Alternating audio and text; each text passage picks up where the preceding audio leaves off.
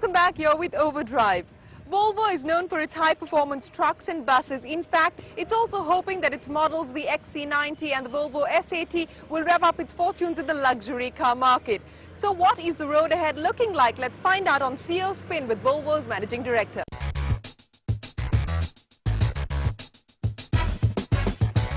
Paul Voijs, Managing Director, Volvo Car India, started his journey in 1985 as the area sales planner for Volvo cars. In 2001, Paul moved to the Volvo Car Overseas office as a marketing manager and was promoted to the position of Director Sales Operations in 2003. He speaks 4 languages including French and German. When he is not strategizing, he spends time on the tennis court and listening to music. Hello, my name is Paul Voijs, Managing Director of Volvo Car India, and I'm on Overdrive today. It's a pleasure to have you on the show, Paul. To begin with, you drive S80, but is this the car that you always thought you would want to have parked in your garage? Well, for the 2 cars that we're selling here at the moment, XC90 and S80, the S80 is my favorite, and then with the V8 engine, obviously. If you'd say, give back the Volvos and take one car instead, I think an Aston Martin DB9 would, I wouldn't object. What is one thing that strikes you in a car? For me, cars, it's about emotions as well. So either you grab it from day one, from the first moment you see them, or not. And I've had that with cars, I have that with persons as well. I mean, you have this instant, fantastic liking, or not so. You said you worked with Volvo for 23 years. Before that, were you working in some other car company?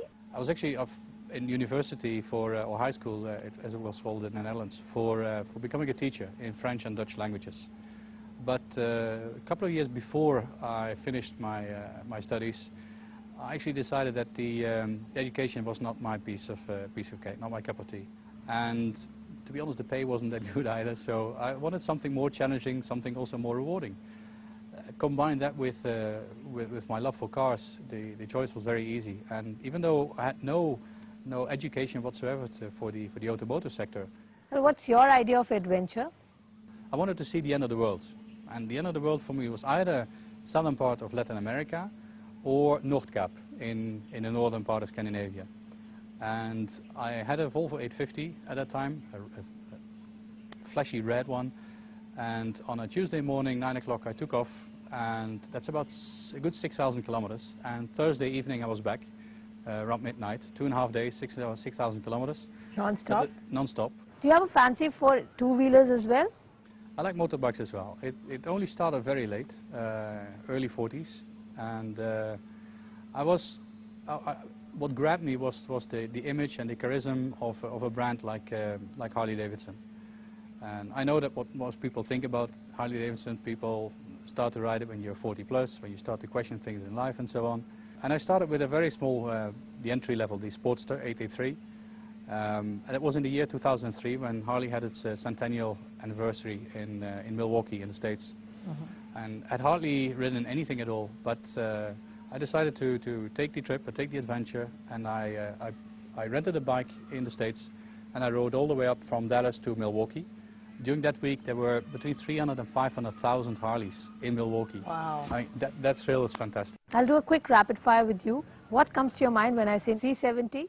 Fantastic. Delhi roads? Can be better. Maruti Suzuki? Successful. Power? S80 V8. Mercedes C-Class? Okay. M5? Nice.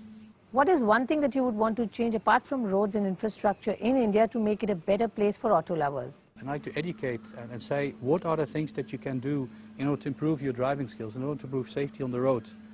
But for that I would like to lecture the people. I'd like to do that, absolutely. And I'm motivated, I'm driven to make things better, to make things safer.